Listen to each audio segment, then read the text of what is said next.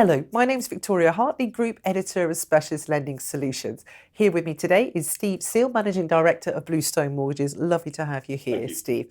Now, Bluestone suddenly dropped its LTV cap to 75% in early June. Now, you say it's temporary, but what happened and how did you deal with the pipeline cases? Just take me through it, Steve. Okay. And it's a question that I know a number of brokers will be asking, so it's a great opportunity for us to kind of respond to that. So I'll take those almost in reverse order. So in terms of the pipeline cases, any cases that we're currently working through our pipeline between 75 and 85% LTV, which was our old maximum, will continue to be processed as normal. So no change there at all, Victoria. Those cases will continue to work their way through and lead through to offers as brokers and customers would typically expect. In terms of what led to it, it's been something I think that's been building for a while. So from our perspective, in the specialist lending market and as a complex credit focus of that, we've seen an unprecedented demand for our products and services for about 12 months now. So since we came out of that first national lockdown in June last year, business volumes have absolutely been incredibly strong and surpassed anything we've seen from a pre-pandemic environment. Just to put that into context for you, if we compare January and February this year with January and February the year before, volumes were 90% up year on year. So that's a significant increase for any business to try and manage and clearly create some operational challenges. And we're very passionate about service. So what we wanted to do was to take a proactive measure that as we've seen that very strong demand put some pressure on our service standards, we wanted to take a really proactive approach to making sure that we managed that situation and just for a short period of time took a slight step back to allow us to pick up that shortfall and manage that pipeline and then come back to market strongly in a very short period of time. Okay, thanks, Steve. But why the sudden move? Because it did feel a bit that way. And how long is the cap likely to be in place? Yeah, so it probably does feel sudden to the market, probably less so to us as we've kind of been navigating this challenge for a while. I mean, interestingly, we did try alternative methods to kind of reduce the inflow of business over recent weeks. So a couple of weeks ago, prior to the LTV change, we nudged our interest rates up slightly just to try and take the heat out of some of the origination volumes that were coming in through the front door.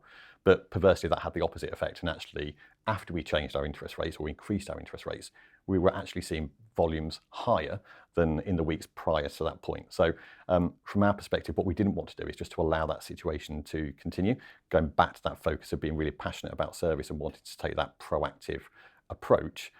We decided to reduce the LTVs just to allow us that short period of breathing space. Okay, and to that passion, did you invest and did you add resource to actually try and deal with the backlog? Absolutely. So in terms of adding resource, if we again compare year on year, our underwriting teams and our lending team and our sales team, both of those are around 70% higher than they were this time last year. So bringing those people into the business has been a real focus for us, but clearly that takes time and it's just managing that recruitment and the onboarding of those individuals whilst the volumes continued to grow over the last 12 months. So how long will the cap actually be in place, Steve? Yeah, so we've done some modelling. I mean, these things are never exactly perfectly scientific, but we expect the cap to be in place somewhere about 6 to 8 weeks. So a relatively short period of time, and then we'll be back out to market at 85% LTV. It's an interesting point about, obviously, the sustaining service levels. It's everything to brokers, and brokers have been struggling horribly during the pandemic, trying to sort of struggle through placing cases for their customers in very difficult circumstances often. Why is it that lenders can't move as quickly as advisors would love them to? Yeah, very fair. So I think just from my perspective, if we look at the last 12 months, so we emerged from that first national lockdown, started to see those volumes increase. And I can understand why brokers would want us to immediately start to resource the business at that point and start to bring additional people in to help us to maintain those service levels. I think from my perspective, because those volumes were so much higher than what we'd seen previously, we needed to be confident that that was sustainable and that those volumes were going to continue moving forward before we started to bring those people. Because quite rightly, that's a cost to the business, but also it's those people's lives when you're bringing them into the business. You want to be confident that those roles are sustainable as well. And it took us a period of time just to get comfortable that trend was going to continue for the foreseeable future before we made that judgment call. Okay. And lenders measure service levels by processing times per case. So is there another or a better way to do it in your view? I think so. I mean, I think they're perfectly valid measures. So there's probably a balance to be struck here, I think, between being clear and transparent with brokers in terms of how long it takes to navigate each element of the process. And that's a fundamental measure that we should rightly publish and be transparent about. But equally, I think there's also some real value in looking at how you measure the end-to-end journey. So regardless of how long it might take for one element of that process, if the overall application to offer period was market leading, would it matter if one element of it was perhaps a little bit elongated? And I think what we're keen to do is to not only be very clear about each element of the process, but to publish more robustly and more transparently that overall application to offer time and averages, so that we can be very clear about how long it will take the overall case to reach that offer point. I think that would be very welcome. Yeah. I really do. The markets, especially in this market, of course, because the market's been rocket fueled by people sort of desperate for a life change and powered on by the stamp duty holiday. But how do you think current conditions have fed into this massive lending surge for Bluestone? I think there's a number of factors that have led into it. So inevitably, we're seeing an increased demand for customers for complex credit lending solutions. No surprise, I think, because we're naturally seeing customers emerge from different stages of this pandemic with different financial challenges and having gone through different experiences over the last 12 months. Many of those customers need the support of lenders like Bluestone to facilitate their financial needs as they move forward and navigate the next couple of years. So I think you've got that market dynamic point and the growing market dynamics.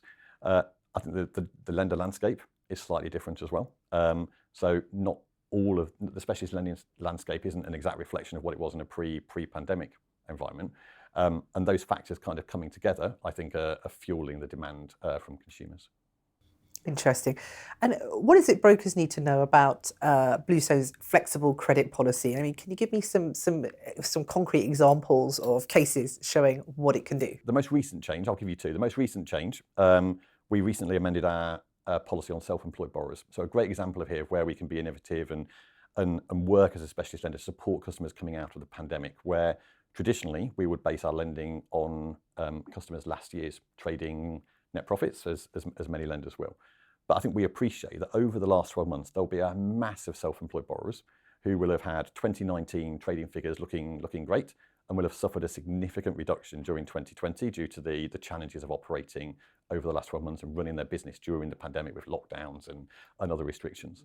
So what we've said to those borrowers is, if you can demonstrate in 2021 that you've returned to 2019's income levels for a period of 3 months, that will base the lending on 2019's income rather than 2020, rather than insisting that they navigate an entire 12 months again to demonstrate that level of income, if that makes sense. It does, and that sort of fleet of footness, it will be really appreciated. Yeah, so we've had some great feedback from brokers to that, because there's a whole host of self-employed borrowers who've suffered real challenges over the last 12 months.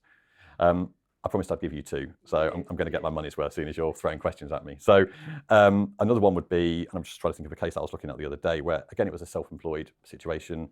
A lady who was a shareholder, 25% shareholder in her estranged husband's business. Now, we would normally expect to see business bank statements for any self-employed borrower, but because of the relationship dynamics with her estranged husband, that wasn't achievable in this situation.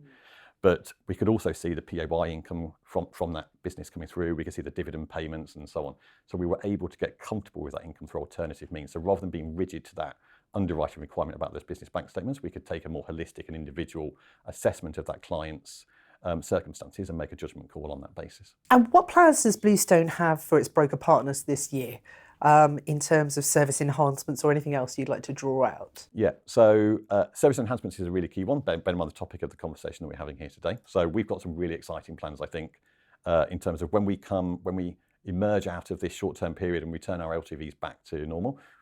We've got some very exciting plans in terms of how we want to restructure the process and the way that we underwrite cases. I can't tell you too much, but I think everybody can be confident that if we travel through the next couple of months, there'll be some material changes to the way that we do that, which will streamline and improve that process even further.